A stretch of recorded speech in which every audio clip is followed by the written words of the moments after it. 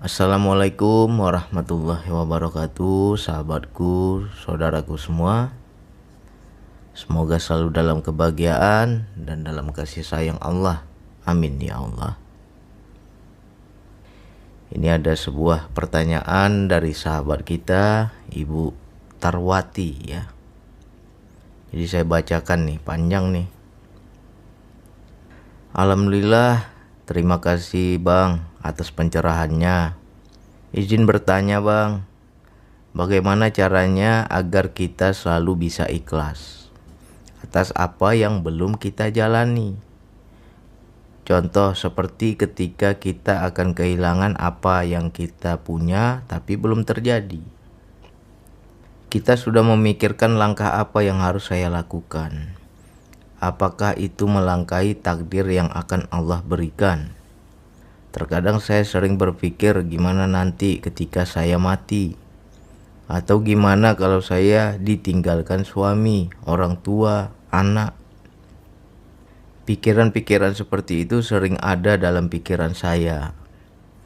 Mohon pencerahannya Bang, terima kasih sebelumnya Bang. Salam santun. Ya, waalaikumsalam Ibu Tarwati.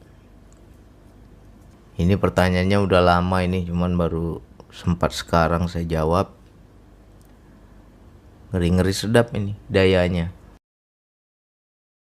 Biasanya kalau sudah mengalir kalam Allah itu, hari ini kita bahas apa? Kita bahas bab ikhlas. Teman-teman ingin belajar tentang ikhlas. Ya besok jangan kaget ya. Kalau Allah memberikan ilmu langsung dari kehidupan kita, diuji keikhlasan kita. Biasanya begitu. Hari ini nonton video saya, besok kejadian. Ya jadi jangan sport jantung ya. Jangan kaget kalau besok kejadian. Ya wanti-wanti aja. Jadi nanti kalau kejadian, oh pas ini saya udah ingat, Bang Adi udah ingatkan kemarin. Jadi kita harus pahami hakikat atau makna dari kata ikhlas. Kalau dari segi bahasa Indonesia ya banyak kita mengartikan kata ikhlas ini. Tulus, ridho, rela ya. Atau bisa juga dimaknakan ibadah yang murni ya. Jadi kalau ditanya bagaimana Bang agar saya bisa ikhlas? Ya kita poinnya adalah harus melepas rasa memiliki. Baru seseorang itu bisa ikhlas. Ikhlas dari segi hal kehilangan ya. Kenapa kita ketika hilang sesuatu susah? Ketika hilang sesuatu yang kita miliki sedih. Ketika hilang sesuatu yang ada pada diri kita, kita tuh rasanya gak siap. Ya. Coba kita belajar dari kehidupan, sering terjadi tuh, ya kan? Ketika seseorang kehilangan apa yang dia miliki, ya contoh, anaknya meninggal, ayahnya meninggal, keluarganya meninggal. Banyak kan ditangisi, menangis itu ahli keluarga yang ditinggalkan ya. Padahal orang yang meninggal itu, orang yang wafat itu, ya bisa jadi Allah sudah sediakan surga baginya. Tempatnya baik di sisi Allah. Tapi kita yang ditinggalkan kok nangis? Ya yang orang yang menangis itu orang yang masih melekat rasa memiliki. Dia anggap ya itu milikku. Anakku, orang tuaku, istriku, suamiku, kan milikku itu. Nah kenapa ketika orang yang kita cintai meninggal kita jadi nangis? Karena kita nggak paham ya siapa yang lebih berhak memiliki semua itu. Makanya kita kaji lagi makna innalillahi wa innalillahi rojiun. Sesuatunya milik Allah, dari Allah ya kembali kepada Allah. Nah kalau kita paham, aku gak punya apa-apa Bang ya, nggak ngerti apa-apa, nggak ada daya aku apa-apa, nggak ada yang kumiliki apa-apa. Semuanya dititipkan oleh Allah. Jadi yang punya siapa? Yang memiliki yang sejati siapa? Allah. Ya sudah, kembalikan pada Allah. Di situ baru bisa ikhlas. Ya. Kan banyak tuh kejadian dalam kehidupan. Udah ada tanda-tanda bakal kehilangan. Ya kan? Terus kita berusaha agar aku nggak hilang gitu. Kalau ditanya apakah itu nafsu bang? Ya nafsu. Kamu nggak siap kehilangan. Ya saya nggak ngomong orang nih, saya ngomong diri saya. Hampir rumah saya itu disita oleh bank. Diambil kembali oleh bank. Karena posisi saat itu ya saya menganggur, nggak ada pekerjaan. Terlalu lama saya menganggur. Ya lagi pahit-pahitnya ya. Kalau dari segi kehidupan, dari segi zohir, mungkin kita menganggap ya lagi apes nih, hidupku lagi sial ini, aku lagi di titik terendah ini, ya rezekiku lagi sempit segala macam. Tapi kalau kita baca dari segi hakikat, disitulah Allah mengajarkan ilmu ikhlas. Jadi ilmu ikhlas itu nggak bisa diajarkan. Seorang manusia pun gak akan bisa mengajarkan tentang ilmu ikhlas selain Allah sendiri. Dan apapun yang saya sampaikan ini belum ilmu, karena teman-teman belum mengalami, belum bisa dibilang ilmu. Jadi kalau aku ingin tahu ilmunya bang, ya nanti atau besok kau rasa sendiri dalam hidupmu, baru kau tahu itu namanya ikhlas. Ya. Jadi yang Bang Andi ngoceh-ngoceh ini apa ya? Itu baru pengetahuan, baru teori, belum ilmu yang sesungguhnya. Hanya bayangan-bayangan saja, ya. Jadi kita belajar dari kehidupan. Ya saya ulang-ulang nih. Mudah-mudahan teman-teman yang sudah pernah mendengar kisah hidup saya nggak bosan ya. Kita ulang-ulang biar bisa diambil pelajaran.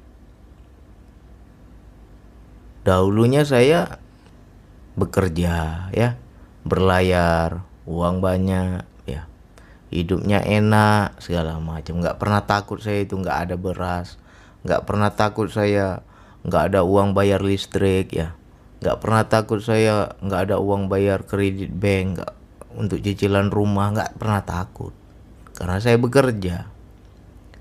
Di satu titik ya Allah mengajarkan ilmu ikhlas.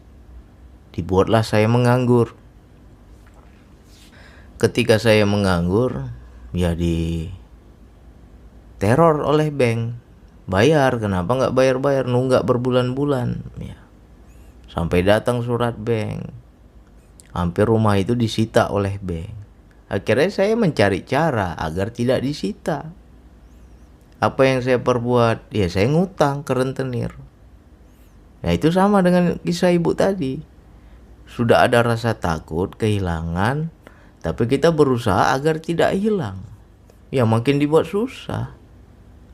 Ya, disitulah saya terjebak. Terjebak oleh rentenir, ya. Udah rumah nggak bisa bayar, utang numpuk. Karena saya mempertahankan jangan sampai rumah itu terjual, jangan sampai rumah itu diambil kembali oleh bank. Rupanya makin terjebak. Sebentar aja kita bisa menutupi kredit bank itu.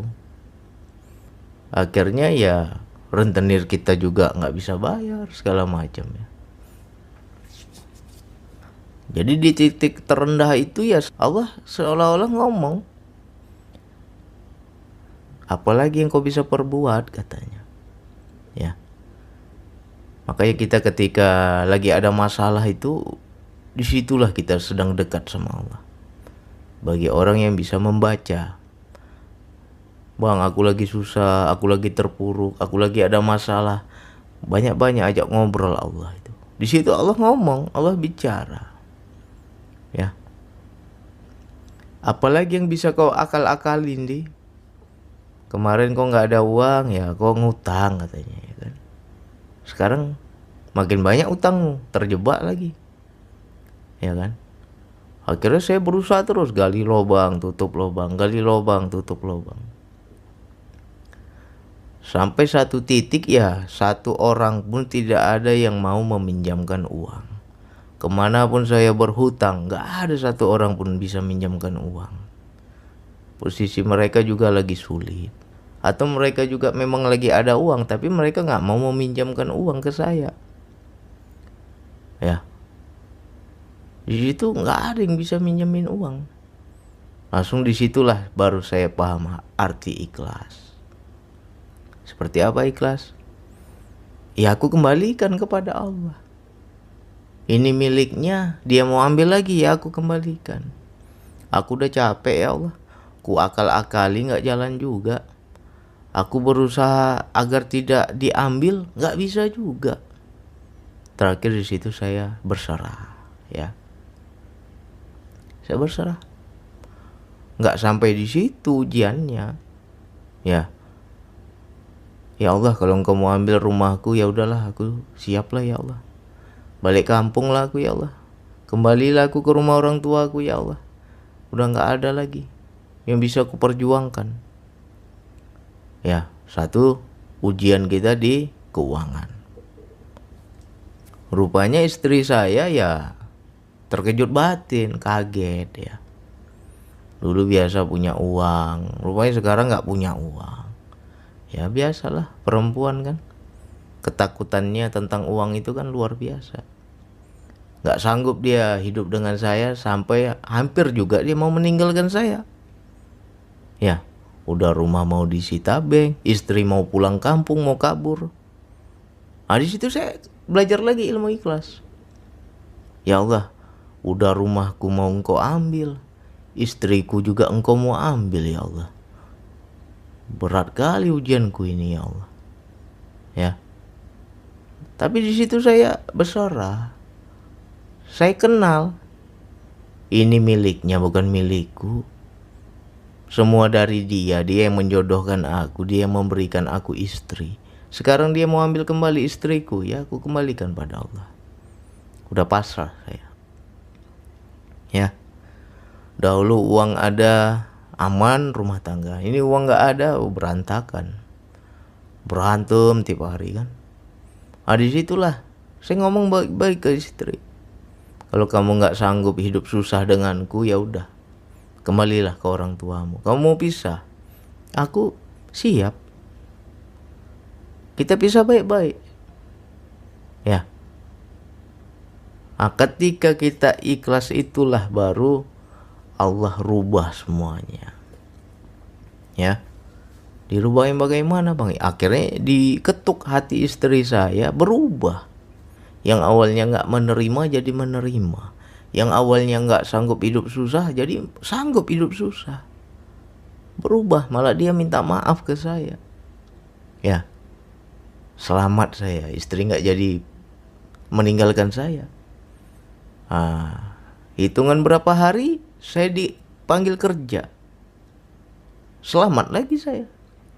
Akhirnya rentenir saya bisa bayar, ya. Rumah cicilan rumah juga saya bisa lanjutkan, gak jadi disita oleh bank. Ternyata ya Allah itu hanya gertak saja kalau kita paham ya. Aku mau ambil nih, tapi kulihat dulu. Kalau kau kuat rasa memilikimu, ya aku ambil. Nah di situ saya nego, cepat-cepat saya serahkan. Aku nggak mau lagi mempertahankan yang bukan milikku ya Allah. Karena aku sudah mempertahankan ya nggak bisa juga. Ku kembalikan semuanya padamu ya Allah. Engkau mau ambillah ya Allah. Rupanya nggak jadi Allah ambil. Makanya bagi teman-teman yang ada rasa takut kehilangan, cepat-cepat serahkan. Ya, apalagi soal rumah tangga, Bang kami berantem, kami mau cerai begini begitu. Takut kita kehilangan. Ya cepat-cepat serahkan. Ya. Kalau hatimu sudah ridho, sudah ikhlas, kamu sudah murni hatimu, jauh dari nafsu, Ya, kita paham ya milik Allah, ku kembalikanlah pada Allah. Insya Allah itu Allah senyum. Ini hambaku sudah pahit kali ini ku banting hidupnya. Ini hambaku sudah sakit kali hidupnya. Tapi dia zero. Dia ikhlas. Ketika kita ikhlas, ketika kita ridho, ya Allah lebih ridho lagi pada kita. Ya, akhirnya dalam waktu dekat itu berubah total. Dinaikkan lagi rezeki saya. Yang awalnya susah itu, ya pelan-pelan Allah naikkan lagi. Ya. Jadi untuk teman-teman, saudaraku, sahabatku, kenapa ketika kita kehilangan sesuatu susah? Ya. Kalau orang yang paham siapa yang memiliki segala sesuatu, nggak akan kita menangis. Contoh ya, ketika ayah saya meninggal, semua adik saya, istri saya, anak-anak menantu yang lain menangis itu. Saya sedikit pun nggak bisa netes air mata, ya kan? Sampai dibilang saya nggak sayang sama ayah saya. Adik-adik saya bilang, kamu kok seolah-olah ayah pergi itu kamu biasa aja bang, nggak sayang kamu sama ayah. Ya saya bilang bukan soal nggak sayang. Sehebat apapun sayangnya saya, lebih Allah yang sayang ayah kita, saya bilang. Ya, Allah lebih sayang dia. Dan saya paham, milik Allah semuanya. Saya kenal, dia yang maha memiliki. Ngapain dia yang punya kok dia ambil kembali, kok kita nangis, saya bilang. Sedikit pun gak bisa netes air mata. Ya. Nah itu ikhlas. Kalau kita kenal, ya kan. Contoh lah, kita dengar teman kita kehilangan. Aduh susah kali lah aku, HP ku tadi jatuh di mana, hilang HP ku. Susah teman kita kan. Ketika kita yang mendengar itu, susah nggak hati kita? Nggak susah kan? Biasa aja, karena bukan punya kita. Tapi teman yang merasa punya itu susah dia. Ya kan? Kenapa dia merasa sakit? Kenapa dia merasa sedih? Karena dia kuat rasa memiliki. Dan rasa memiliki ini juga berlapis-lapis. Ada orang ketika kehilangan HP, ya slow aja dia bisa beli baru karena dia punya uang. Ya kan? Gampang lah beli baru aja lagi nanti. Tapi bagi orang yang gak punya uang dan hartanya cuma satu-satunya, hilang pula lagi. Pasti susahnya luar biasa kan? Karena itu satu-satunya. Nah jadi kita jangan sampai mengakal-ngakali Allah. Bagi teman-teman yang saat ini sedang, ya Allah ambil satu-satu. Mungkin dari segi kesehatan Allah ambil, kita gak gagah lagi seperti dulu. Dari segi karir, yang dulunya jadi bos, sekarang jadi bawahan, diambil satu-satu. Yang dulunya punya harta, hancur harta kita, diambil kembali. Kalau kamu meratapi nasib, sejatinya engkau menangisi dirimu sendiri. Ya. Makanya kita harus cepat-cepat kenal yang maha memiliki itu siapa. Oh dia yang punya. Ketika dia ambil kembali, ya sudah, ridho saja.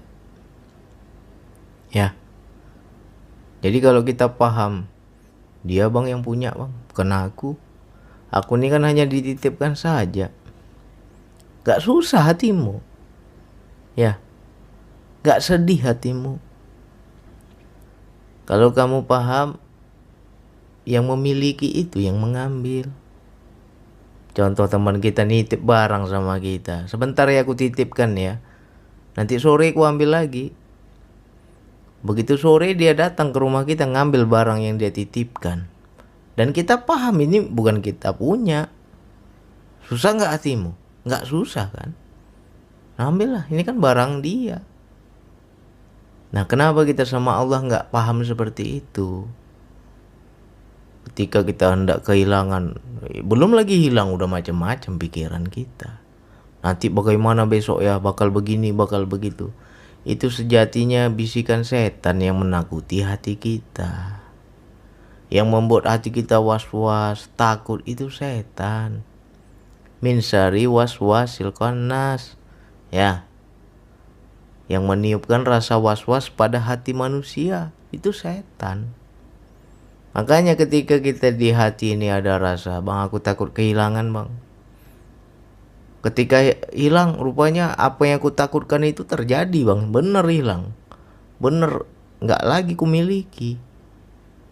Sedih hatimu. Takut kamu. Ya. Susah hatimu. Ya itu sejatinya udah kena bisikan setan. Makanya kita berlindung. Ya Allah, ke depannya aku gak tahu ya Allah. Kok tiba-tiba ini jadi takut ya Allah. Takut begini, takut begitu. Bagaimana nanti, bagaimana nanti. Padahal belum tentu itu ketakutan kita itu terjadi benar. Belum tentu. Tapi udah luar biasa takut kita. Makanya banyak-banyak bersandar kepada Allah. Ya Allah, hatiku susah ya Allah. Kok aku takut ya Allah. Jangan-jangan ini bisikan setan ini, was-was ini ya Allah. Aku berlindunglah ya Allah dari godaan setan. Jangan sampai dia tiupkan rasa takut di hatiku. Sehingga aku gak lagi melihatmu ya Allah. Ya, yang pertama minta dulu perlindungan dari Allah. Sehingga kita lebih tenang. Dah mohon perlindungan. Kenali. Nego sama Allah itu nego yang halus. Ya. Nego yang halus. Kalau Allah bilang, aku mau ambil kembali ya. Ini kan milikku, bukan milikmu. Aku mau ambil kembali. Ya aku kenal ya Allah. Aku paham ya Allah. Itu semua milikmu. Ya aku serahkan kembali kepadamu ya Allah. Gak ada sedikit pun di hati kita rasa memiliki. Zero kita. Nol ego kita. Ya. Ikhlas hati kita. Nah disitu Allah senyum. Gak jadi, aku gertak aja kemarin itu. Gak jadi ku ambil. Dikembalikan nanti sama Allah. Yakinlah.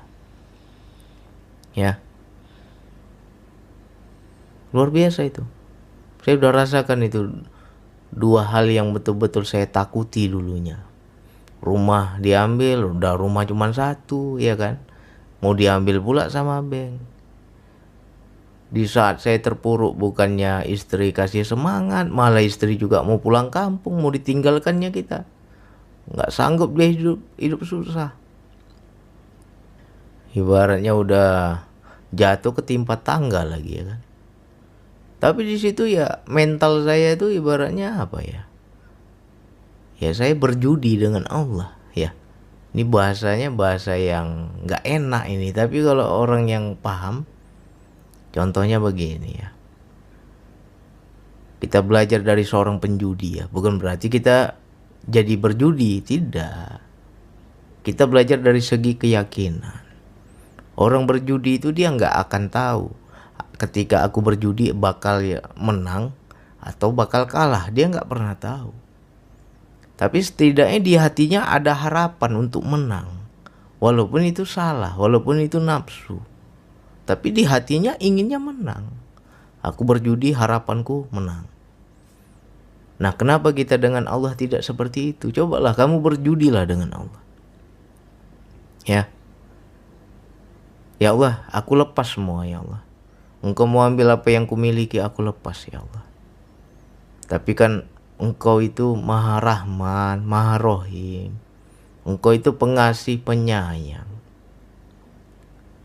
Kalau seandainya Engkau pengasih, penyayang itu kupahami adalah lebihlah lagi yang Engkau akan berikan pada aku ya Allah.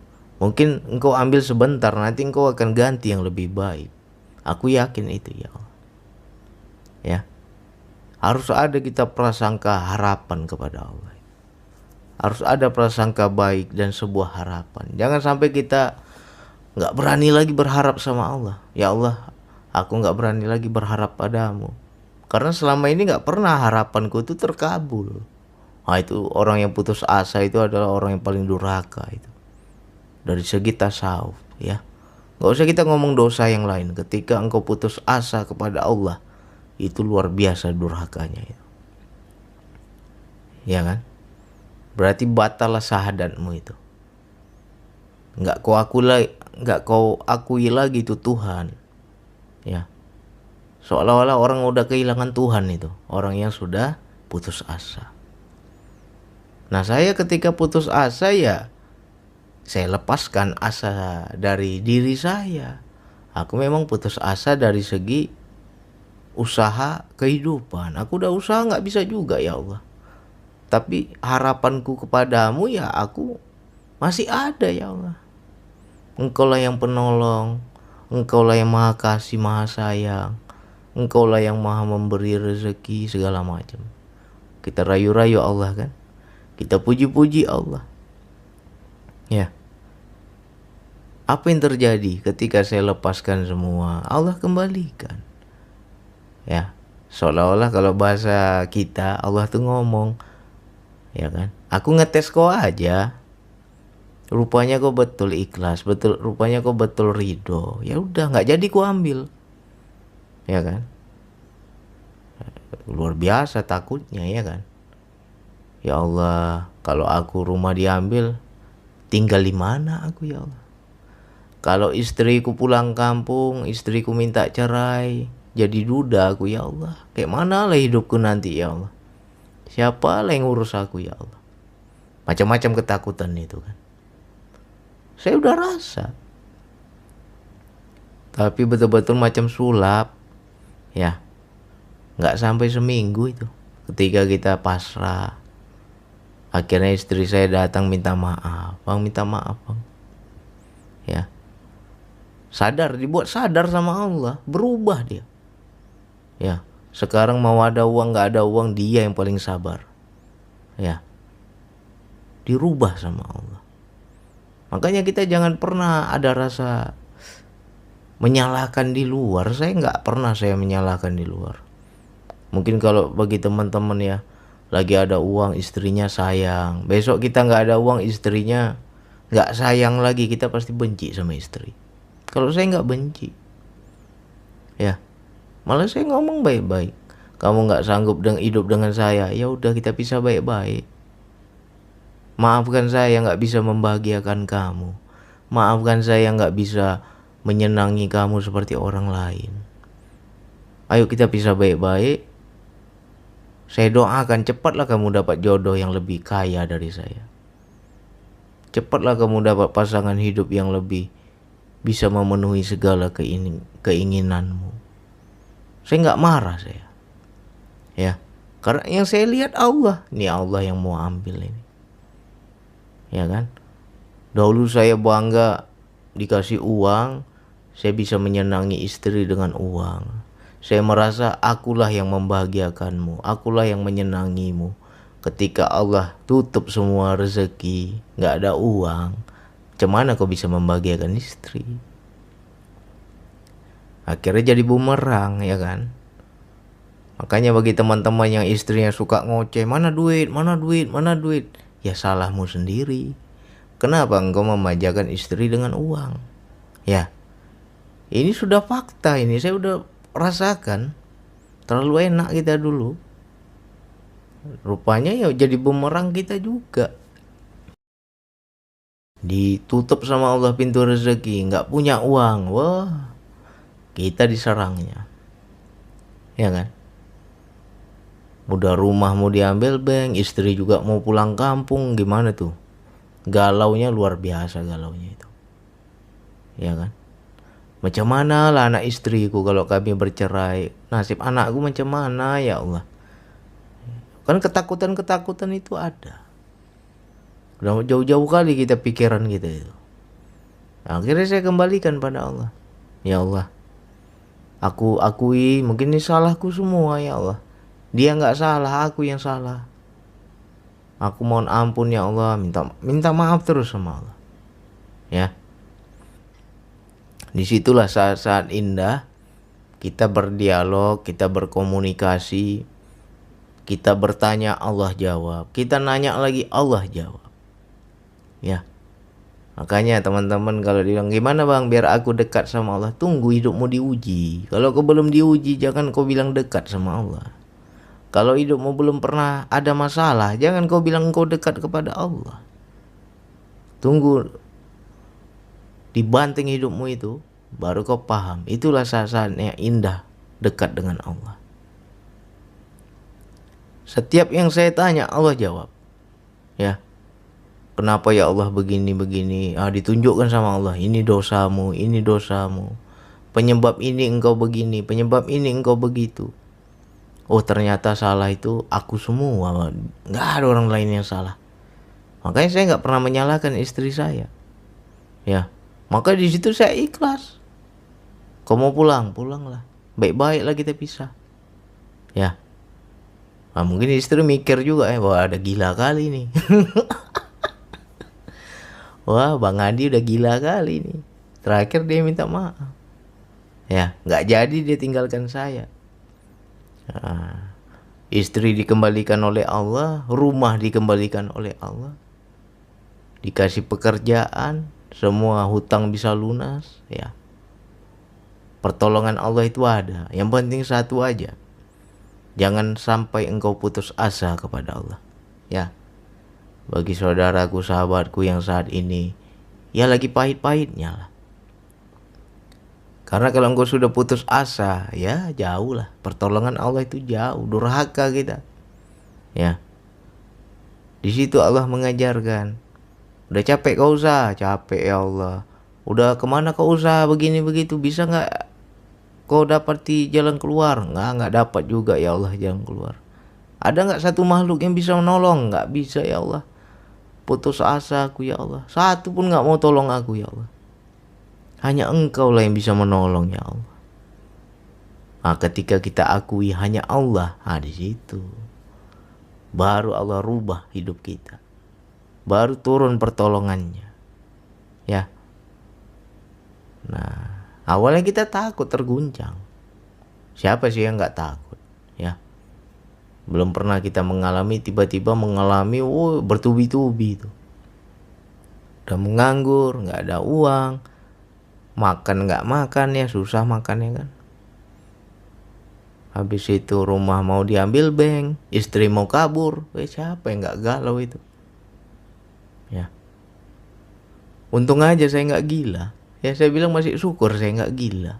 Kalau orang lain mungkin udah minum baygon mungkin. Ya kan? Nah disitulah gila saya kepada Allah. Ya Allah, keputusanku ini benar-benar gila kalau aku bilang. Masa istri seperti itu kita nggak marah ya kan?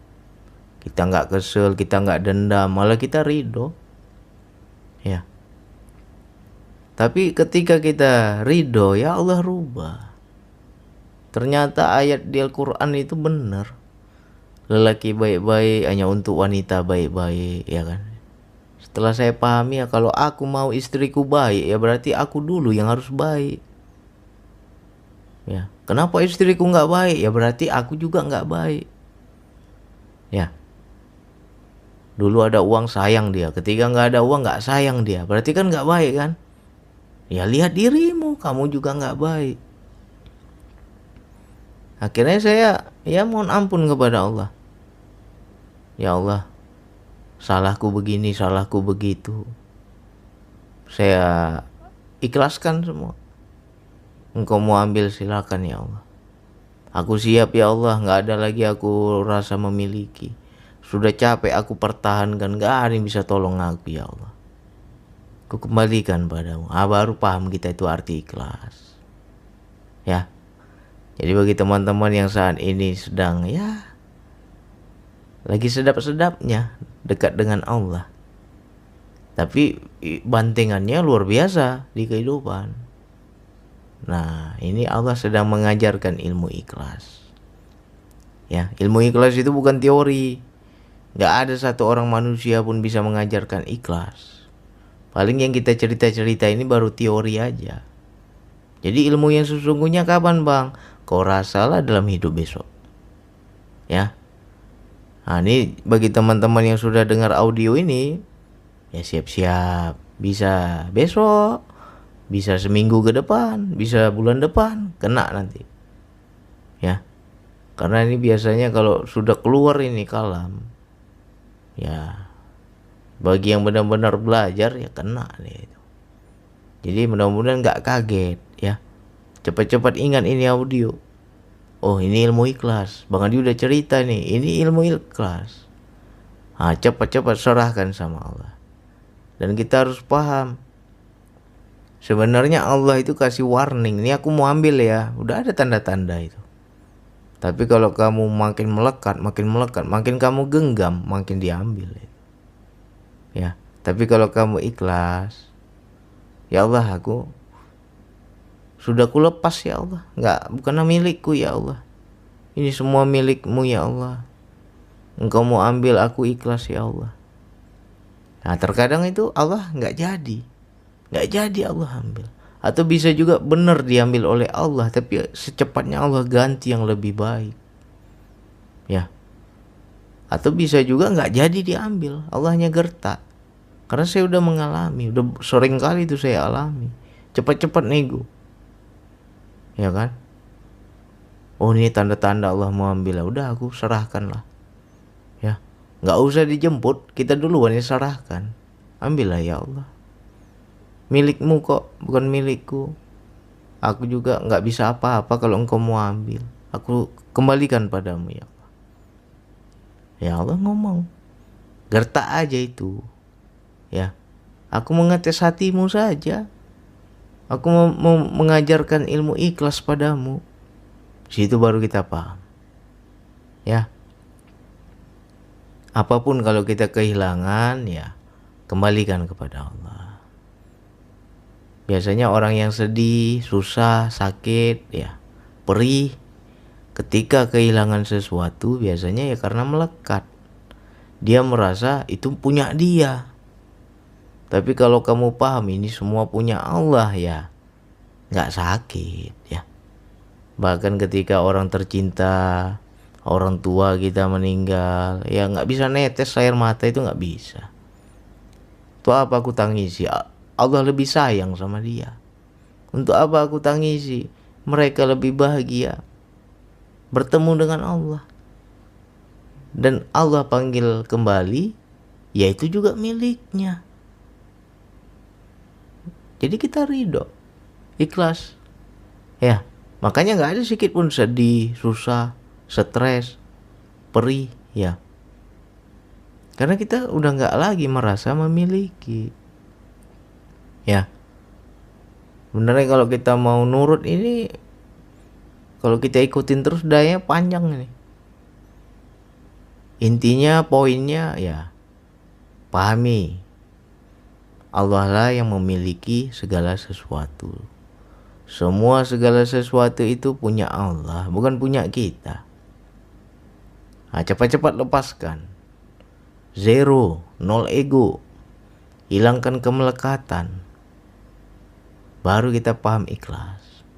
Kalau kita nggak bisa melepas itu, ya sampai kapanpun nggak ada istilah ikhlas. Ya, itu dari hal memiliki. Bagaimana bang? Dari hal yang murni, ya segala ibadah lakukan karena Allah. Itu juga ikhlas. Aku melakukan ini, melakukan itu untuk Allah, bukan untuk kepentingan diriku. Nah, situ ikhlas juga. Kita paham dialah yang maha berkehendak. Kita paham dialah yang maha membisahkan kita. Aku bisa begini, bisa begitu karena dia. Jadi gak ada keakuan, gak ada rasa memiliki. Ya, gak usah kita ngomong jauh-jauh ya.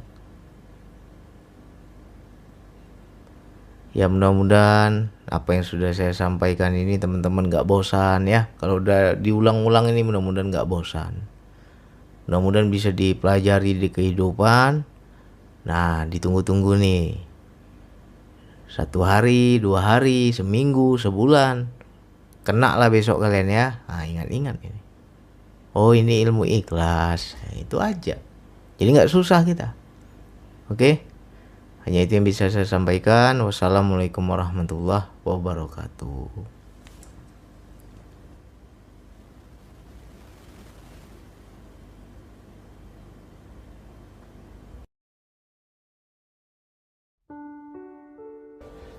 Assalamualaikum warahmatullahi wabarakatuh, sahabatku, saudaraku semua. Gimana kabarnya? Mudah-mudahan selalu dalam kesehatan dan dalam kasih sayang Allah. Amin ya Allah. Ya, kita ngoceh-ngoceh lagi nih. Mudah-mudahan teman-teman, saudaraku nggak bosan ya. Kalau lagi ada daya ya kita ikuti. Jadi ini ada sebuah pertanyaan dari Bunda Tar. Tapi ini panjang nih pertanyaannya ini. Jadi saya bacakan aja ini pertanyaannya biar lebih cepat ya. Assalamualaikum warahmatullahi wabarakatuh Bang Andi. Salam santun dan sambung rasa Bang. Saya mau bertanya Bang, apakah doa di dalam hati itu akan didengar Allah? Misalkan kita sedang beraktivitas, entah itu masak atau nyuci, lalu timbul doa di dalam hati, selalu ingat Allah dan kuasanya. Ketika kita sedang mengalami kesulitan, apakah Allah akan mengabulkan doa-doa seperti itu Bang? Kadang ketika kita minta tolong, tak ada orang yang bisa menolong kita. Lalu timbul doa dalam hati, kapan ya Allah saya bisa menolong orang yang membutuhkan itu? Kapan saya bisa membahagiakan orang di sekelilingku? Sering sekali doa-doa seperti itu hadir di setiap aktivitas Bang. Apakah itu artinya saya sudah sadar Allah Bang? Ya, ini poin pertama ya. Poin yang kedua, saya sudah bisa memahami segala suara-suara di dalam diri ya, yang gak ada suaranya, tapi saya paham itu perintah Allah. Ya alhamdulillah kalau sudah bisa seperti itu. Yang kedua, sudah bisa memvibrasi suami. Suami saya juga kena imbasnya Bang, karena saya sering mendengarkan audio-audio Bang Andi ke suami. Jadi suami pun jadi secara tidak langsung juga jadi lebih bijak. Nah, itu bagus. Begitulah cara dakwah. Berdakwah mengajak kepada kebaikan itu bukan hanya sekedar ngoceh ceramah ya, bukan begitu aja dakwah. Misalnya kita seneng nih dengar ceramah ustadz, kajian-kajian Islam ya, lalu kita perdengarkan, misalnya kita pakai speaker bluetooth itu kan, secara tidak sengaja suami kita juga mendengar ceramah itu, secara tidak sengaja istri kita juga ikut menyimak, ikut mempelajari. Itu juga sudah dakwah ya. Itu namanya berdakwah secara tidak langsung. Kita mengajak secara halus. Sama halnya mungkin istri kita atau suami kita nggak mau sholat, tapi kita rajin sholat. Kita ajak sholat nggak mau dia, ya udah kita sendiri sholat. Nanti lama kelamaan dia akan malu hati. Ya, suamiku rajin sholat, aku nggak sholat, malu aku. Akhirnya tertarik dia untuk sholat. Itu juga dakwah namanya. Dakwah yang baik itu adalah dengan perbuatan. Jadi kita harus melakukan dulu, baru kita bisa mengajak orang-orang di sekeliling kita. Itu namanya vibrasi ya. Ketika kita energi kita ke Allah kuat, akan memvibrasi orang-orang di sekitar kita. Ya, banyak-banyak bersyukur, istiqomah terus ya, latih terus DN-nya pelan-pelan. Lalu kita kembali kepada pertanyaan yang pertama mengenai doa tadi, apakah didengar Allah Bang? Ya, apakah doa saya itu didengar Allah? Apa tadi ya? Apakah Allah akan mengabulkan doa-doa itu Bang? Apakah Allah akan mengabulkan?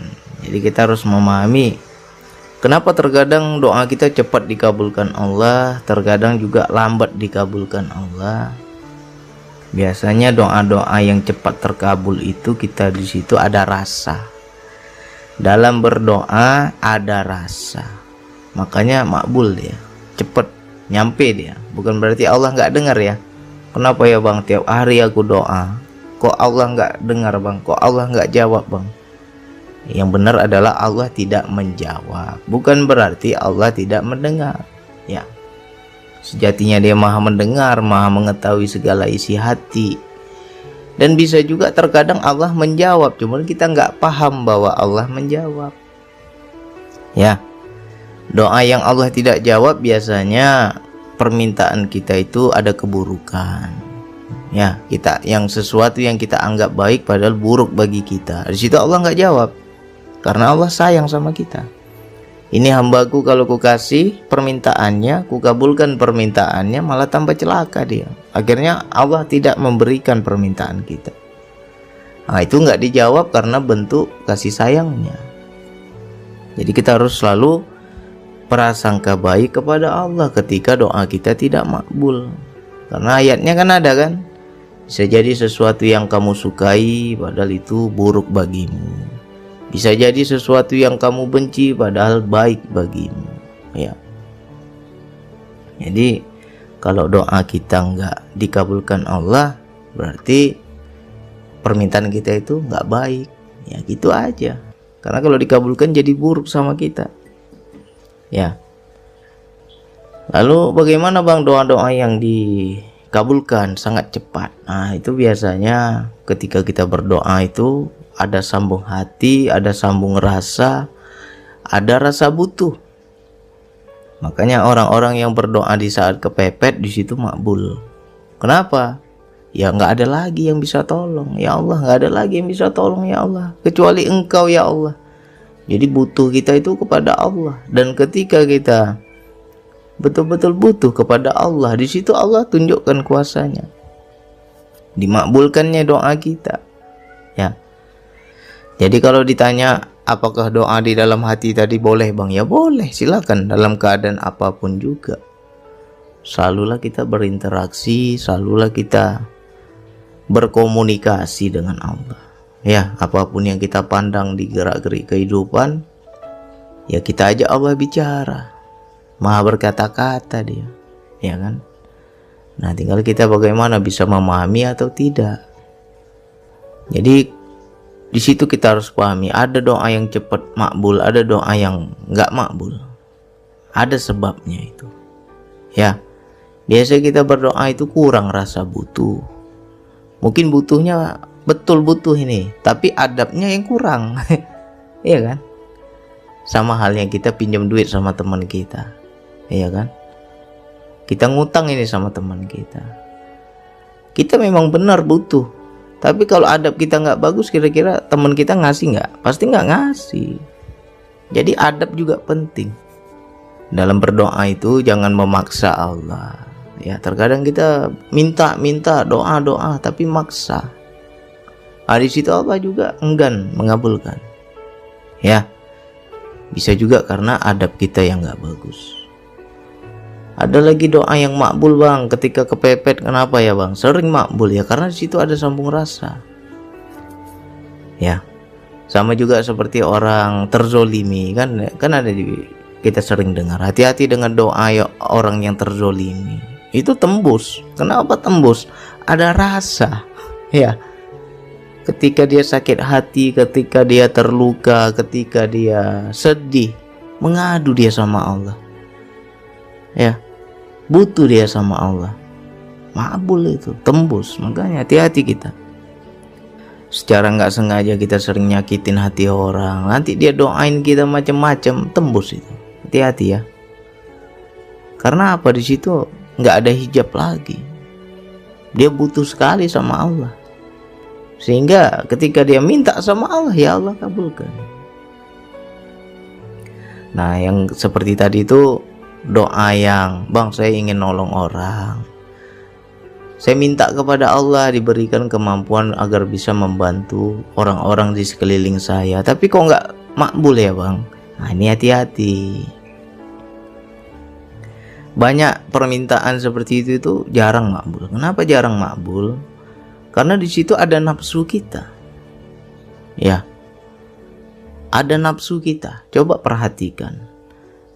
Misalnya saudara kita adik kita, orang tua kita, atau orang-orang dekat di sekitar kita butuh bantuan dan kita ingin sekali menolong tapi nggak mampu. Di situ ada nafsu. Kita merasa kitalah yang bisa menolong. Di situ kita tidak mengandalkan Allah, walaupun memang mintanya sama Allah, tapi secara hakikat di situ ada rasa ego. Ya. Jadi kalau kita misalkan ingin nolong seseorang tapi nggak dikasih kemampuan oleh Allah, ya kita harus kembalikan kepada Allah. Ya Allah, percayakanlah aku sebagai perantaramu ya Allah. Percayakanlah aku sebagai khalifahmu ya Allah, agar aku bisa bantu si fulan. Berikanlah aku sedikit kuasamu ya Allah, agar aku bisa melapangkan kesusahannya. Tak lain dan tak bukan karena Engkau ya Allah. Engkaulah yang memberi kekuatan itu, aku nggak mampu. Kalau kita bisa mengakui seperti itu, Allah makbulkan. Ya kan? Jangan sampai kita di situ diri kita yang istilahnya sok pahlawan ya. Aku ingin tolong si fulan, aku ingin bantu si fulan. Adikku sendiri susah bang, mau ditolong bang, tapi nggak bisa. Nggak ada kekuatan kita, nggak ada kemampuan kita. Di situ kita jadi susah. Itu nafsu. Banyak orang nggak paham ini. Ya, nafsu. Kita inginnya adik kita itu lepas dari masalah. Kita inginnya adik kita itu tertolong, ya kan? Kita nggak mau dia susah. Nah, tapi Allah berkehendak dia susah. Masa kita mau lawan kehendak Allah? Nggak bisa. Ya. Jadi di situ ada rasa sedih, ada rasa kecewa, ada rasa gimana lah ya. Di mana pertolongan Allah nih? Aku udah doa tiap hari kok nggak datang. Kan bertanya-tanya kita, ya kan? Jadi kebanyakan doa yang seperti itu jarang makbul, karena ada ego kita, ada nafsu kita, dan di situ kita memaksa Allah, ya kan? Tapi kita tidak berserah kepada Allah. Beda loh orang yang maksa dengan berserah. Ya Allah, adikku susah. Ini contoh aja ya. Adikku susah atau kakakku susah. Aku ndak tolong dia ya Allah. Aku lihat dia kasihan ya Allah. Aku berserah padamu ya Allah. Berikan aku kekuatan agar bisa menolongnya. Kalau kita seperti itu namanya berserah ya. Tapi kalau kita doanya ngotot, ya Allah kasih aku kekuatan, kasih aku kemampuan, biar aku bisa tolong si fulan. Tapi itu ngatur namanya. Mungkin bahasa sama, tapi rasanya beda. Ya, kalimatnya mungkin bisa sama, doanya sama, tapi rasanya yang beda. Ya, jadi kita harus kenali lagi. Kalau kalau kita meminta kepada Allah dan Allah tidak mengabulkan, di situ ada rasa susah, berarti permintaanmu karena nafsu. Itu aja. Ya, sering kan kita berdoa minta ini, kita berdoa minta itu, Allah tidak kabulkan. Habis itu apa yang terjadi? Susah hati kita. Berarti permintaanmu masih ada ego, masih ada nafsu. Ya, nggak tulus itu. Bukan berserah itu namanya mengatur Allah. Sama halnya seperti kita itu mendoakan untuk orang lain ya. Mungkin banyak ya ketika kita datang ke seorang ulama, ke seorang kiai, ke seorang ya orang soleh lah kita bilang. Tolonglah kiai doakan saya, didoain kita. Rupanya makbul doa kiai itu. Kenapa bisa cepat gitu? Karena dia berserah, tidak ada kepentingan diri. Ya, tidak ada kepentingan dirinya, tidak ada nafsu dirinya. Ya dia dimintai doa. Ya berarti perintahnya apa ya? Mendoakan. Dia paham perintah. Akhirnya dia mendoakan tulus karena Allah, makbul. Ya. Tapi cobalah kiai atau orang soleh itu berdoa untuk dirinya sendiri, ya itu jarang makbul itu. Untuk orang makbul, tapi kalau untuk diri sendiri jarang makbul. Ya, kenapa gitu? ketika dia mendoakan muridnya, mendoakan orang-orang yang datang padanya, sebentar aja makbul itu, karena tidak ada kepentingan diri. Nah, ketika dia meminta untuk dirinya, di situ rupanya bercampur nafsu. Ya, walaupun kelasnya kiai lah. Ini bagi yang paham akan mengerti wilayah ini. Ketika dia meminta, ya Allah, aku doa untuk orang lain kok enak ya Allah, cepat kali sampai dan cepat kali engkau jawab. Tapi ketika aku berdoa untuk diriku, kok engkau nggak kasih ya Allah. Nah, di situ Allah ngomong tuh, aku minta pakai nafsu, kau atur-atur pula aku, katanya. Ya. Nah, jadi itu aja kita memahaminya. Kalau berdoa kepada Allah, hatimu ketika dikabulkan atau enggak dikabulkan, hatimu biasa aja. Dikabulkan, kita akan bersyukur. Kita akan semakin yakin pada kuasa Allah. Ketika tidak dikabulkan, kita tidak susah. Itu tandanya permintaan kita ya zero. Tapi ketika kita sudah minta susah, kok nggak datang ini pertolongan Allah. Aku udah berdoa, aku udah sungguh-sungguh minta, kok nggak datang juga, kok nggak dijawab juga. Ya, bisa jadi Allah Maha Tahu ya. Yang pertama, sesuai ayat tadi, permintaan kita itu nggak baik. Allah Maha Tahu ke depannya. Kalau ku kabulkan, celaka dirimu. Makanya aku nggak kabulkan, kata Allah. Aku sayang padamu, nggak ku kabulkan. Atau bisa jadi permintaan kita karena nafsu. Disitulah timbul susah hati. Di situ timbullah rasa kecewa. Di situ timbullah Allah ini di mana, ya kan? Kok doaku nggak didengar? Kok Allah tidak menjawab doaku? Allah di mana sekarang? Padahal sekarang aku lagi terjepit, aku lagi susah, aku lagi butuh. Tapi kok nggak datang pertolongan Allah? Itu tandanya engkau meminta dengan nafsu. Itu tandanya engkau berdoa bukan berserah, tapi mengatur Allah. Ya, walaupun kita doanya untuk orang ya, seperti tadi tuh. Bang, saya mau tolong adik saya, mau tolong orang-orang sekitar saya, tapi Allah nggak kabulkan, bang. Nah, kalau hatimu susah, berarti kau meminta dengan nafsu. Begitu aja. Ya, makanya kita belajar sering-sering mendoakan orang. Ya, doakan orang itu jangan sampai ada kepentingan diri. Ya, kebanyakan kita mungkin mendoakan anak kita, mendoakan orang tua kita, mendoakan adik-adik kita, orang-orang terdekat di sekitar kita. Di situ kan masih ada kepentingan diri. Kan beda kan, kita mendoakan orang dekat dengan orang jauh itu kan beda. Ya. Ya, jadi mudah-mudahan ini bisa dipahami untuk saudaraku, sahabatku yang lain. Ya, kita harus membaca lagi nih. Aku meminta karena apa? Ya. Saya udah rasa lah, ya kan? Banyak itu sahabat saya. Ketika jumpa saya, jemputnya pakai mobil rental ya. Setiap saya datang ke Medan, jemput pakai mobil rental. Akhirnya saya doakan, sekali lagi kalau saya datang pakai mobil sendiri ya, jangan rental-rental lagi. Rupanya bener, nggak sampai 3 bulan beli mobil ya. Ya. Tapi kalau saya minta sama Allah, ya Allah berikan aku mobil, nggak dapat sampai sekarang. Ya kan? Nggak dapat sampai sekarang. Tapi untuk orang lain manjur. Ya. Ada yang minta doa biar begini, biar begitu, jadi. Tapi ketika kita minta, ya Allah, aku butuh ya Allah. Kali ini aku minta untuk diriku ya Allah. Kemarin-kemarin aku doain untuk orang, tapi kali ini untuk diriku, nggak dijawab sama Allah.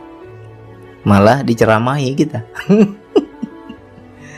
Ya, bagi teman-teman yang sudah paham bahasa kalam, ya coba belajar berinteraksi. Kalau kita bertanya kepada Allah, mengajak ngobrol Allah, ya. Apalagi dalam doa itu kan ngobrol. Ya Allah, aku begini, aku begitu, aku minta ini, aku minta itu. Coba dengarkan apa yang Allah jawab. Ada jawaban itu, kontan itu, cepat dia jawab. Cuman tergantung kita bisa dengar atau tidak, kita bisa paham atau tidak, ya. Makanya disinilah penting menjaga kesadaran itu, biar kita bisa komunikasi. Ya, ya Allah, aku minta nggak dapat ya Allah. Padahal nggak besar aku minta ini, nggak sulit ya Allah, mudah bagimu ya Allah. Ya, nggak aneh-aneh yang aku minta, nggak dikasih sama Allah. Kau bukan minta, kau ngatur katanya. Oh, terdiam kita. Ya, siapa kamu mengatur aku katanya. Ada, ngerti kita udah. Oh, salah cara aku meminta, salah.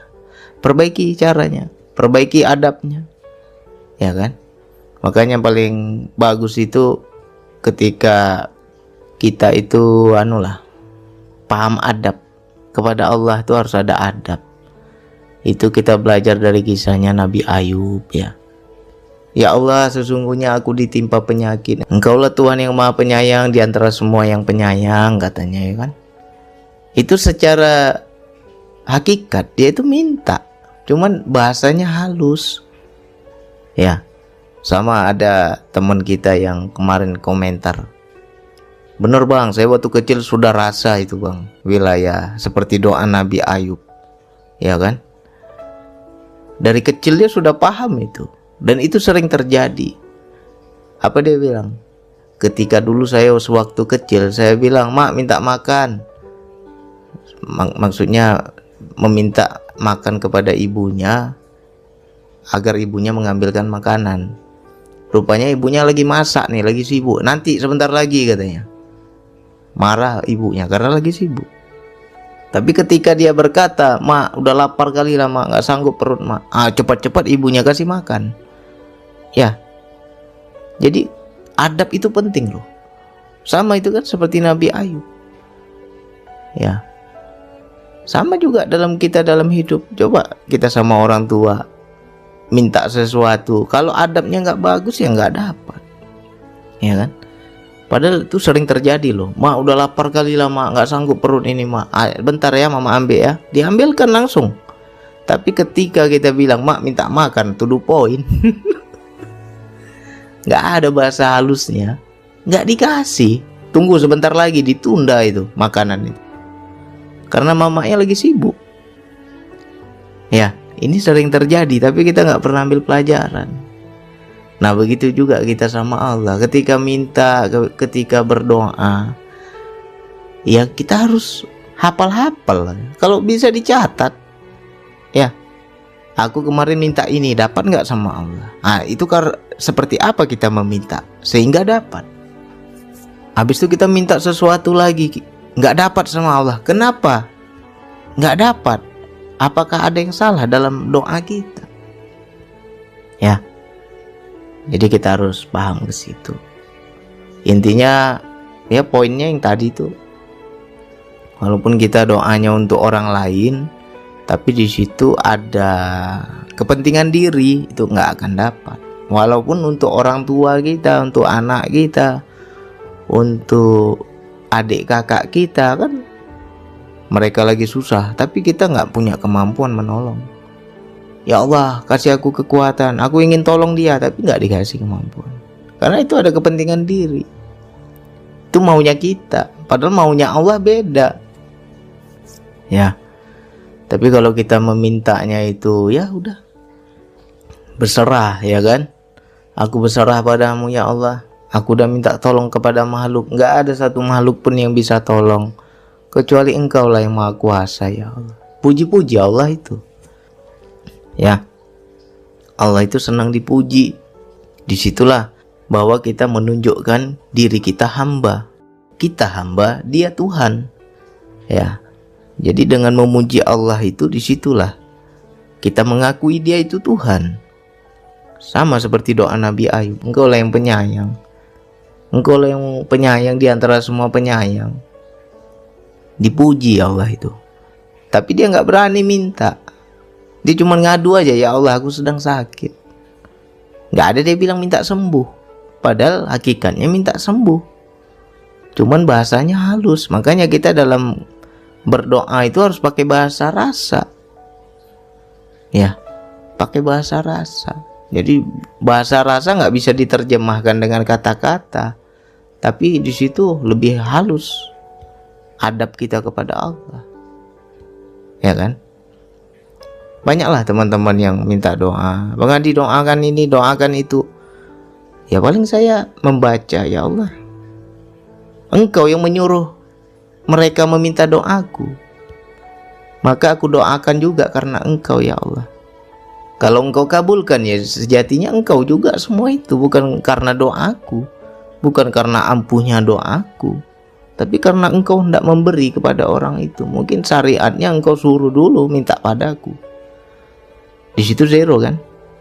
Nggak ada kepentingan diri saya, ya.